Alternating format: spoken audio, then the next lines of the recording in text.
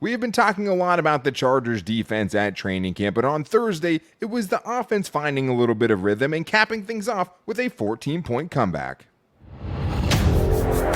You are Locked On Chargers, your daily podcast on the Los Angeles Chargers, part of the Locked On Podcast Network, your team every day.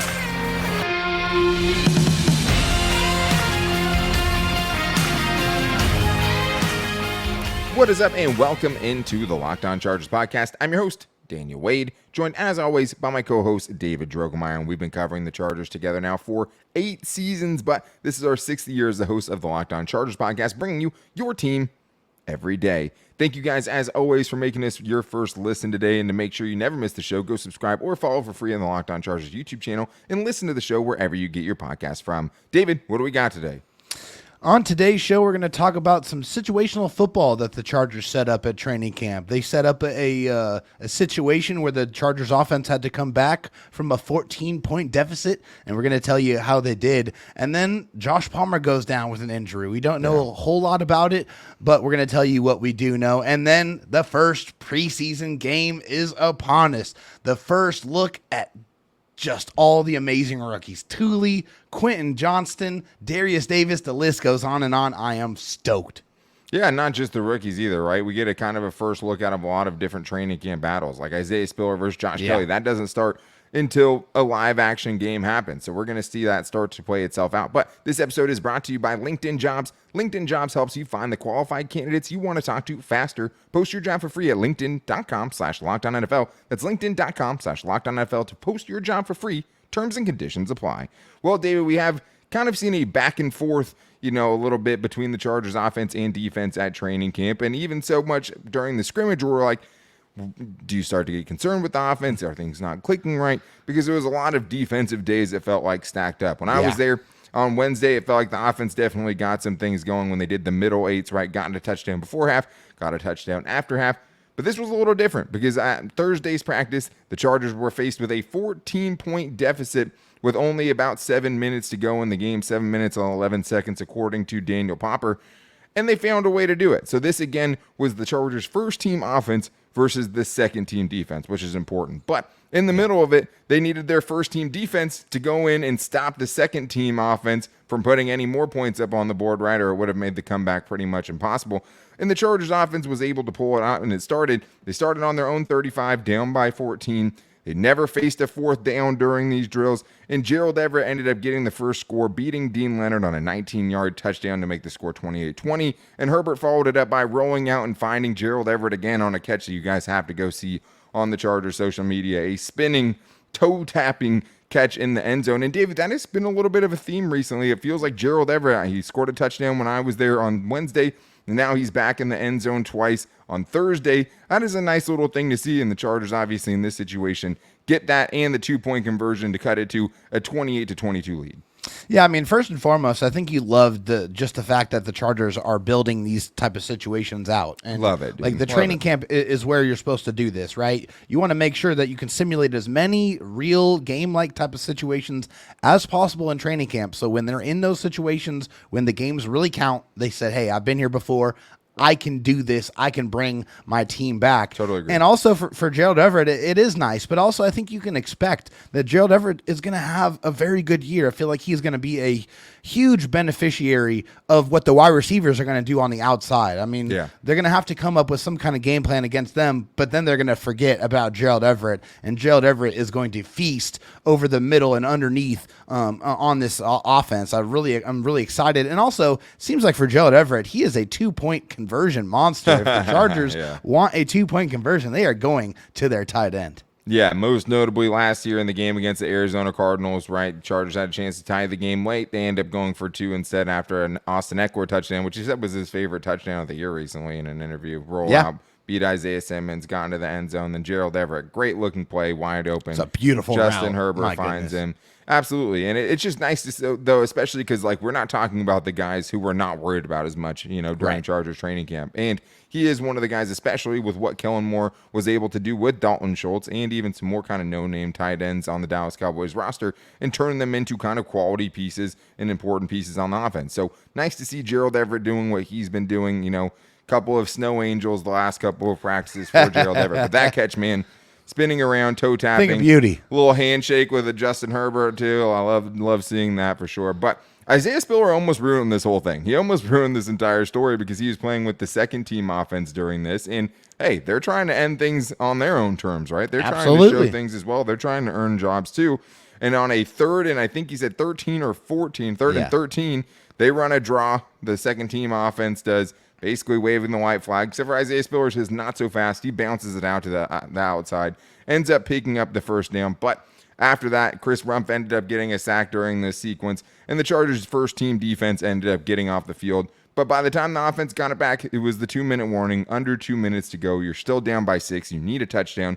And what got them there was Mike Williams, of course, making a circus catch. Go check that out on the Chargers Twitter account or X account, too, because that is just, prototypical Mike Williams. It's why Mike Williams has the highest spectacular catch rating in Madden by far, because that's what he does on a regular basis. Yes, that was a 29-yard gain according to Daniel Popper, and then the Chargers, with 1.2 seconds left, Justin Herbert finds Keenan Allen in the end zone for what was the game-tying touchdown. They simulated a PAT, and then the Chargers offense comes away with it. But it was just great to see them working on those situations, obviously, and then the Chargers offense clicking, right? That's 2 practices in a row, obviously, against the second-team defense, but they're looking good heading into the first preseason game.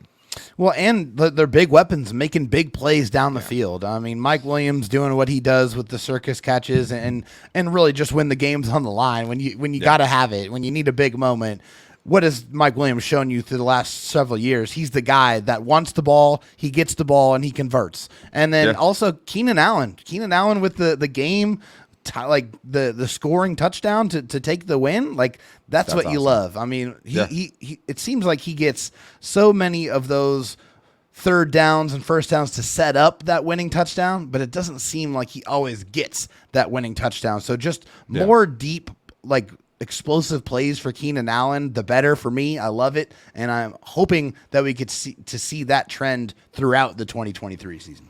And it's going to be even more important right now because the one unfortunate thing we saw at Chargers practice on Thursday was Joshua Palmer, who is kind of, pretty much wide receiver 3 right now at where everything stands, did go down at practice, went to the medical tent. Brandon Staley's quote on it was, "We're going to know a little bit more after practice." But, David, I don't know how we would have felt if this happened earlier, right? And Quentin Johnston was doing great. But, like, with the camp that Joshua Palmer had, like, he's been awesome. Like, he has been, and he's shown that the kind of trust level between Justin Herbert and himself has gone up, right? You see that one-handed catch. You see the catch he made today when he got injured was an insane catch in a crazy tight window with Michael Davis covering. Justin Herbert puts a drop in the bucket there. I don't know how they completed that pass. But this is a big loss right now, and we'll see. We don't know the severity of everything, but like if he is gone for a substantial amount of time, which there's no reason to think that he is right now, that is a big loss, Quentin Johnston or not. Absolutely. I mean, Joshua Palmer has really answered the bell here. I think he's answered the challenge. I think when you're faced with this type of situation, you have 2 things that you can do. Shows you can a lot either of value. fold, sure, right? Yeah, you can either fold or you can meet the challenge, and you can go out there and ball out, and you can bring that intensity, and you can go out there and perform, and really take it personally. And from what we've seen so far for Joshua Palmer, he has done that. I mean, he has been making plays. He has made sure to make his presence felt on the offense and make sure to remind everybody, hey, when Keenan Allen and Mike Williams were gone last year, it was me. I was the guy making plays, and I'm still around, and I can still make plays now. But yes, we don't know the severity of the injury. Hopefully it's nothing serious. Hopefully Josh Palmer can get back healthy very, very quickly because, man, he's had a really, really strong camp. He has, and I think it's also compounded by the fact that we haven't seen John Hightower, a guy we were talking about making the roster. He's been out of practice the last couple of days. Yeah. And we didn't really talk about that when we talked about him, but like that is the one way that he can really kind of hurt his roster 100%. chances, right? Is just not being out there. So the combination of him and Jalen Guyton and Joshua Palmer now, this is why you try to get your wide receiving core as deep as possible because these things happen, and that's just the way of the game. But there are a lot of guys who are going to step up and try to, do a lot in the preseason to show that maybe they can be that guy at whatever position. So many guys I'm looking forward to watching, but specifically on offense, it's Quentin Johnston for the first time where he can't be touched down by contact, right? Someone's going to have to actually try to tackle him. And also, where this Isaiah Spiller and Josh Kelly training camp battle begins. It starts on Saturday night against the Rams. I'm stoked to see it, and we're going to talk about it right after this. First, though, I do need to tell you guys about LinkedIn Jobs, because these days, every new potential hire can feel like a high-stakes wager for your small business, and you want to be 100% certain that you have access to the best qualified candidates available. That's why you have to check out LinkedIn Jobs, because LinkedIn Jobs helps you find the people that are right for your team faster and for free. And right now, guys, heading into the back half of the season of this year, you definitely want to make sure you have the right fit for your company. It's not always just about finding someone, it's about finding the right person. And my wife's a recruiter, and she tells me all the time, guess what? She doesn't get commission checks for the people who bounce out right away. She needs quality candidates, and that's why she lights up any time she talks about LinkedIn Jobs. And one of the best things about it is they have simple tools like screening questions that make it easy to focus on candidates with just the right skills and experience, so you can quickly prioritize who you'd like to interview and who you'd like to hire. It's why small businesses rate LinkedIn Jobs #1 in delivering quality hires versus leading competitors. And right now, guys, LinkedIn Jobs will help you find the qualified candidates you want to talk to faster. And all you have to do is post your job for free at linkedin.com/LockedOnNFL. That's linkedin.com/LockedOnNFL to post your job for free. Terms and conditions apply.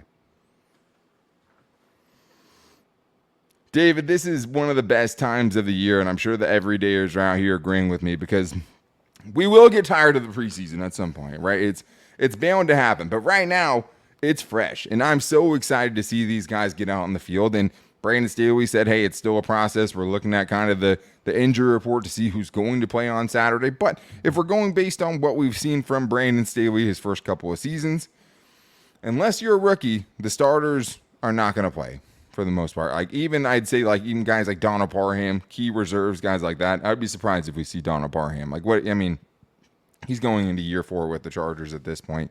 I don't know how much you need to see from him out there. And he's a guy that has a lengthy list of injuries and things like that. But yep, a lot of very, very important players are going to be playing in this preseason, and a lot of players are going to be earning their jobs in this preseason. But I think it starts with me, David, with Quentin Johnston, just because it's our first chance, right? It's our first chance to really see him. And one of the biggest alluring factors to Quentin Johnston is just the fact that he's so freaking hard to bring down, because he's so big, he's so fast, and now he can't be touched down by contact. So we're going to see him out there catching passes, hopefully, right, and seeing how hard it is and how much that yak is really going to impact him. First of all, as you guys are listening to this now, tomorrow we have a Chargers football game. We made it. Yeah, Saturday night, 9 p.m. Eastern time, 6 p.m. Pacific time. The Chargers are playing the Rams in an away game, but at SoFi Stadium, so that works out.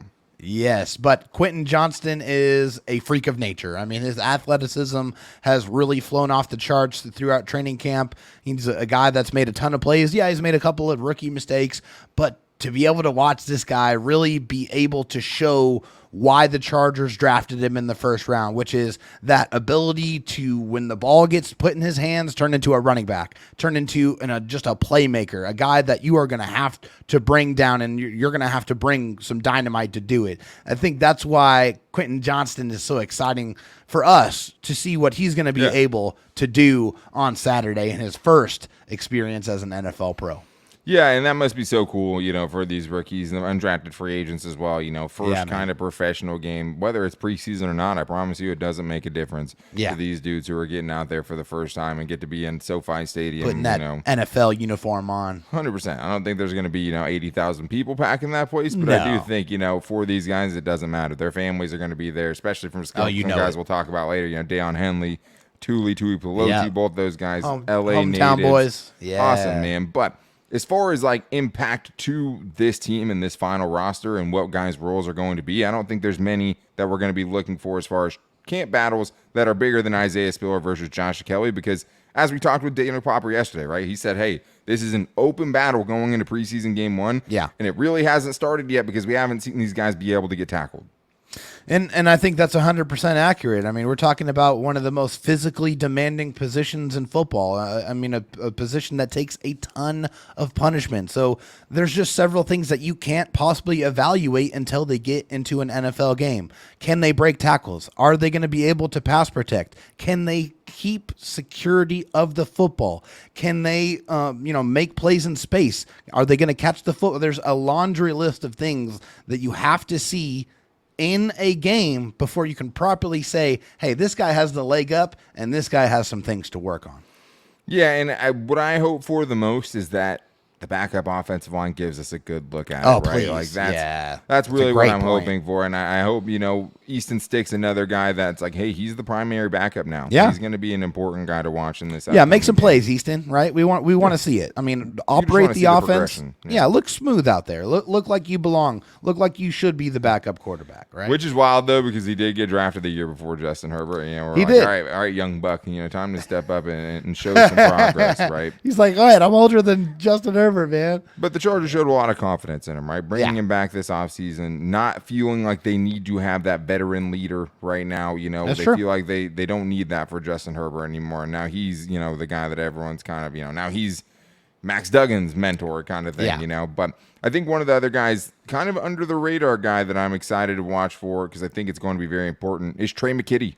David, I don't know if you were thinking about that guy on your I list. was actually. And to a more, a lesser extent, Stone Smart and Hunter Camware, because Yeah. those guys are battling it out for tight end 4. Yeah. Trey McKitty is likely to make this roster. I'll be upset if Trey McKitty doesn't play, because I need to see what the progression has been for one of the guys that Brandon Staley was openly critical about in the offseason and going into this, OTAs and everything this year too. And that, honestly, those comments right there, Daniel, make me feel like there's absolutely no way that Trey McKitty is not playing in the preseason, because from Brandon Staley's own mouth, he has said that we utilize the preseason to evaluate our guys. And if we already know who you are and we already know what you bring to the table, then you don't need to play. We don't need to evaluate you.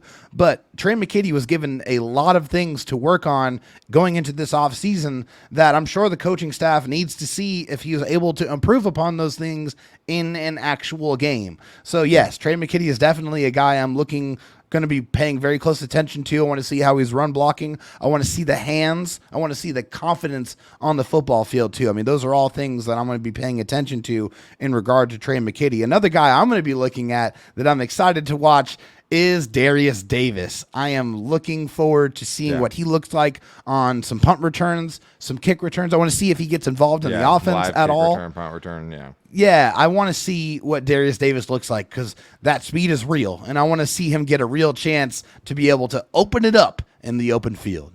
Absolutely. I mean, he is, basically not being gifted it, but he is coming in as kind of the guy as your punt returner and your kick returner. And he's a slight dude, and he's going to be very important this upcoming season. And we haven't really seen him because in special teams during training camp, they don't tackle. A lot of it's like they're trying to get the first parts of it down, which is getting the operation off cleanly, getting the kickoff, make sure you're covering the right guys, but they're not really going 100% full speed on those. Right, So you can't, right. this is our first really glimpse into it.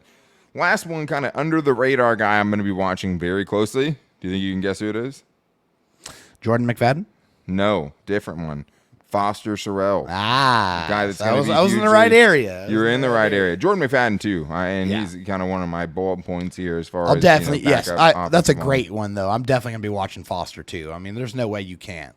Yeah, exactly. And I think that, obviously he's going to be going up against other teams' reserve players more than likely to. We'll see how Sean McVay approaches it, but that is usually how he's approached it in years past. So I don't think we're going to see anything significant out there. But, I'm excited to watch it. I want to see the progress. It'll be a lot easier, from the angles we're going to get than watching him from the bleachers or from the sideline. So I'm excited to see what he looks like in, when he doesn't have to go up against Khalil Mack and Joey Bosa as well. That's going to be a nice little treat for him. And just excited to see kind of how this second offensive line unit, because to be clear, we don't expect Keenan Allen, Mike Williams, Justin Herbert, any of the starting offensive line, Gerald Everett, probably even Donald Barham, any of those guys to play, right? And I know who everyone else wants to see in this upcoming game that we haven't talked about is Andrew Horvath. That'll be very interesting to see how he's, deployed, because Kellen Moore doesn't usually use a fullback. We'll see if he starts doing it. But besides Quentin Johnston, the rookie I think I'm easily most excited to watch, Tuipulotu, the Chargers. I thought you were going to say round. Deion Henley. Okay. No, I am excited for Deion Henley, but I don't know what the role Deion Henley is going to have is. Tuli's going to have a role. He's going to be a situational edge rusher. He's going to be a guy that gets in these games starting in week 1. And I definitely want to see Tuli. Yes. And this is our first chance to see him not going up against guys like Rashawn Slater. So we're going to talk about all the guys on the defensive side of the ball that we're so excited to watch on Saturday night against the Rams, coming up right after this.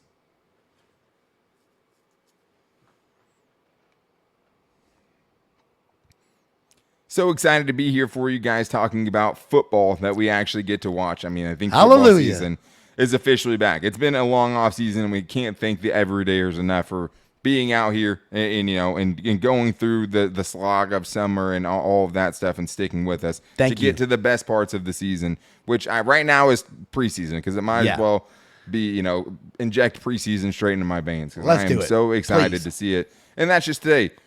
We're working out what we're going to do, potentially something after the game on Saturday night. It's going to be late. We're both working our other jobs and stuff too on Saturday. So we're going to see what we can do as far as bringing you guys some content. If not, as always, Locked On Podcast Network, your team every day. We'll be back with you guys on Monday. And for everything next week, joint practices, another preseason game next week. Super excited about all of that. But for this game, David, like I said, Tuli for me is the guy I'm going to be watching the most, I think, because he's going to be an impact player. Last year, we saw it. Joey Bosa missed 12 games. And Chris Rumpf had to get out there, probably before he was fully ready. Kyle Van Noy had to be out there, and he was playing a long linebacker in training camp. Yeah, and he was playing linebacker in training camp, man. So to be the edge rusher and have to he obviously got there and he was good, but Tuli's going to have a role. There's a chance we don't see much of Deion Henley, and we'll talk about him because I'm super excited to see him too. But we know we're going to see Tuli, and especially I'm excited to see him because it feels like he's been flashing a little bit. He looked good at the scrimmage. Saw he had another pressure in today's practice on Thursday as we're recording this.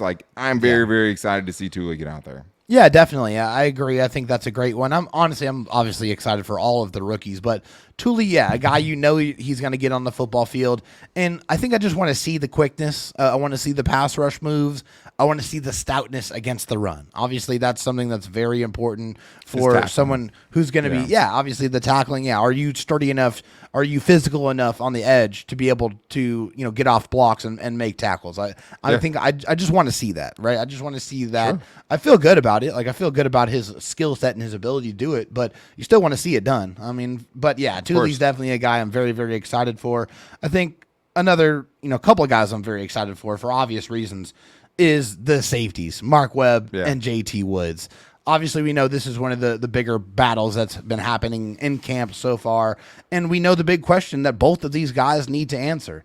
Can you tackle? Have you improved upon your ability to tackle? We know both of you guys, both Mark Webb, both JT Woods, great in coverage, have good instincts, are really good in pass protection. That's not the question we need the answer to. Can you successfully tackle, and can you do it consistently? That's what we need to see from JT Woods and Mark Webb. It's been what we've talked about the entire offseason, specifically about JT Woods, because JT Woods is making the roster no matter what. Right? There's just no way he's going to get cut as a third-round pick that was drafted last year. So, he is safe. No. He is going to play. I do think it's kind of interesting, though, that there was a little nugget from Daniel Popper's interview yesterday where he talked about Mark Webb, and he said, will the Chargers keep a fifth safety, and included Raheem Lane in the top four guys that seemingly he thought were going to make the squad. So, if he's already giving Raheem Lane a kind of edge over Mark Webb, that's going to loom large going into this first training camp or first preseason game, So, that was kind of interesting. But for JT Woods, I know you said, hey, for those guys, passing game is not an issue, but let's be honest, JT Woods has had some shaky moments in the passing game as well, right? A couple of long touchdowns he's given up in training camp as well. Obviously we know he has the skills to do those things, but it's not like he has just been out here being a ball hawk and been the talk of training camp so far. He's been up and down, and he almost had an interception off Justin Herbert today going into his first preseason game, according to Daniel Popper. So maybe that's him trending in the right direction. But at the end of the day, it's going to be one thing, the bread and butter. If you can't tackle and you're going to be a kryptonite in that way, it's just going to be very, very hard to get you on the field. And once it starts affecting games, once you miss a big tackle in a game, you're going to get taken off the field. Yeah. The NFL is just crazy, man. It's a 17-game sample. Right. All these games are so important, right? So if you're not doing your job, they got to find somebody that does. Every season is going to be a 3-game swing. You're a 3-game swing from being, well in the playoffs or well out of the playoffs. Yeah. every single game is important, which is why we're so excited to see them, working so many specific kind of. That's why the depth matters, and that's why all these drills matter. Yeah.